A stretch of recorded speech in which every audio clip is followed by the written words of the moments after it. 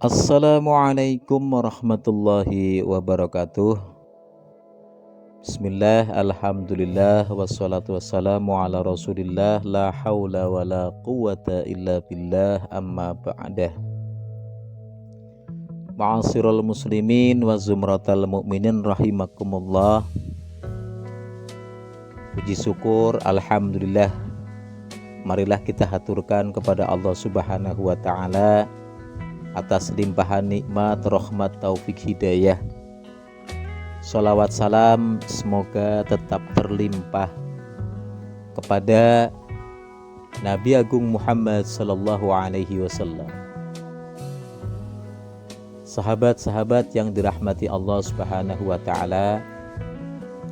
Kali ini kita akan bersama-sama ngaji tentang pendidikan yang harus kita tanamkan, kita berikan kepada anak-anak kita. Tentunya sahabat-sahabat sekalian, kita semua berharap agar kita punya keturunan, punya anak-anak yang solih dan solihah. Oleh karena itu, pada kesempatan kali ini, sebagaimana apa yang telah diajarkan oleh Imamuna Hujjatul Islam Al-Ghazali, ada beberapa cara atau tips dalam memberikan pendidikan dasar kepada anak-anak kita.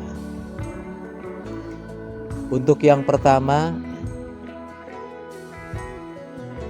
satu adalah membiasakan hal yang baik, melarang kebiasaan buruk, serta mengatur jadwal anak.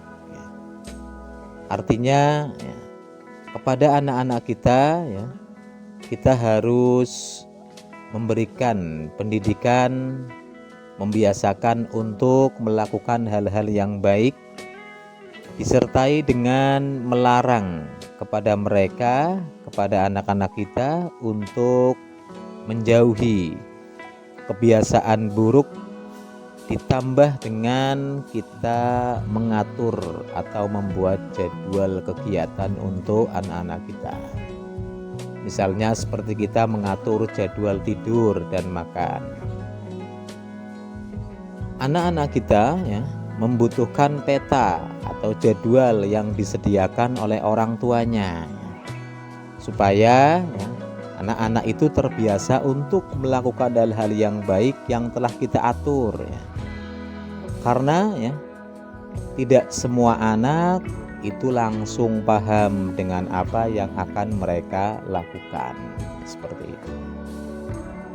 Kemudian yang kedua, yang harus kita lakukan dalam rangka untuk mendidik anak-anak kita, ini adalah memberikan didikan atau mendidik akhlak serta karakter anak, supaya menjadi pribadi yang baik, yaitu dengan menanamkan nilai-nilai luhur.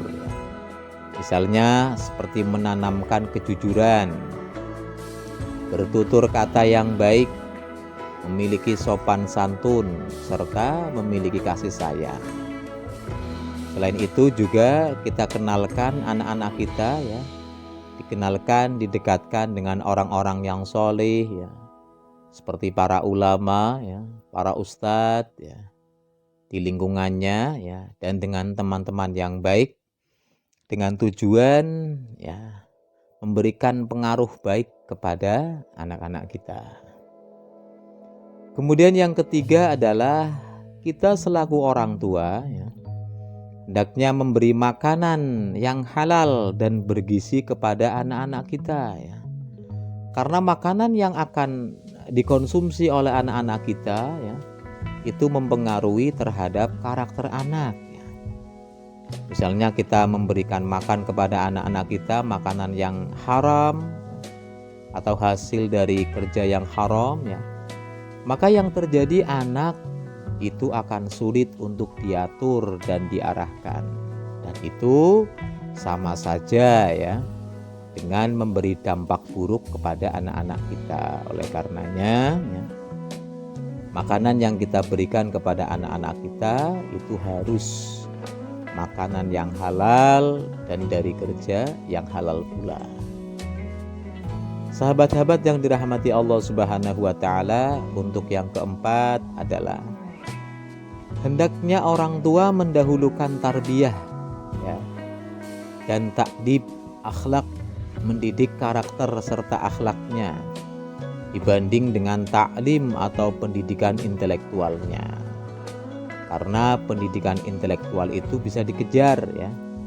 Namun pendidikan karakter ya, pendidikan akhlak ya, jika sudah terlanjur buruk, maka itu akan sangat sulit dibenahi.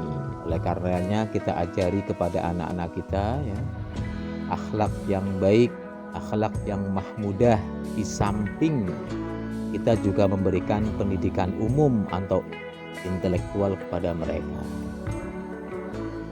Yang kelima ya adalah dalam mengingatkan anak ya, anak-anak kita ya, itu hendaknya orang tua itu bertutur kata yang baik dan tidak terlalu keras atau tidak terlalu menekan ya.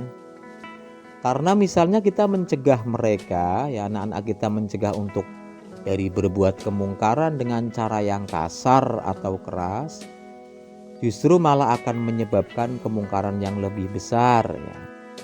Misalnya kita jangan terlalu sering untuk memarahi anak kita ya. Karena semakin mereka dimarahi ya, akan membuat anak-anak kita itu meremehkan terhadap teguran kita. Nah, jadi memang segala sesuatu ya itu harus terukur, seperti halnya kita mengobati penyakit dengan obat sesuai dengan dosis-dosis tertentu. Sahabat yang dirahmati Allah Subhanahu wa taala ya, untuk cara yang keenam ya, ini adalah kita selaku orang tua ya, diharapkan tidak melarang anaknya untuk bermain dan dituntut hanya belajar saja ya. Sebab terlalu menuntutnya kita kepada anak kita ya untuk selalu belajar dan terus belajar, justru akan menghilangkan minat anak terhadap pembelajaran. Selama anak dilarang bermain, selama itu pula anak akan mencari cara lari dari pembelajaran tersebut. Oleh karenanya wajar-wajar saja sesuai dengan umur mereka. Sahabat yang dirahmati Allah Subhanahu wa taala, untuk pendidikan yang ketujuh yaitu ketika ya anak-anak kita sudah tamyiz atau di usia 6 sampai 7 tahun ya, anak harus diajarkan untuk melaksanakan kewajiban ya. Misalnya tentang tata cara berwudu ya, tata cara sholat ya, puasa, dan melaksanakan hal-hal yang baik. Kita ajari mereka secara pelan-pelan ya, supaya anak terbiasa untuk melakukan kewajibannya sebagai seorang muslim. Sahabat-sahabat yang dirahmati Allah Subhanahu wa taala, itulah beberapa tips atau cara yang kita gunakan untuk berikhtiar dalam rangka mendidik anak kita. Tentu kita semua selaku orang tua sangat berharap keturunan atau anak-anak kita akan menjadi anak-anak yang soleh ya, solihah, yang tentunya kita selaku orang tua akan terangkat derajatnya. Ma'asyiral muslimin wa zumratal mu'minin rahimakumullah. Demikianlah ngaji kita kali ini. Mudah-mudahan bermanfaat. Tentu di sana sini masih banyak kekurangan. Mudah-mudahan Allah selalu memberkahi kita. Allahumma amin ya rabbal alamin. Wallahu a'lam bishawab. Wallahu a'lam bimuradih. Wallahul muwaffiq ila aqwamit thoriq. Wassalamualaikum warahmatullahi wabarakatuh. Selamat datang di channel kami, Flash on Sawon Channel.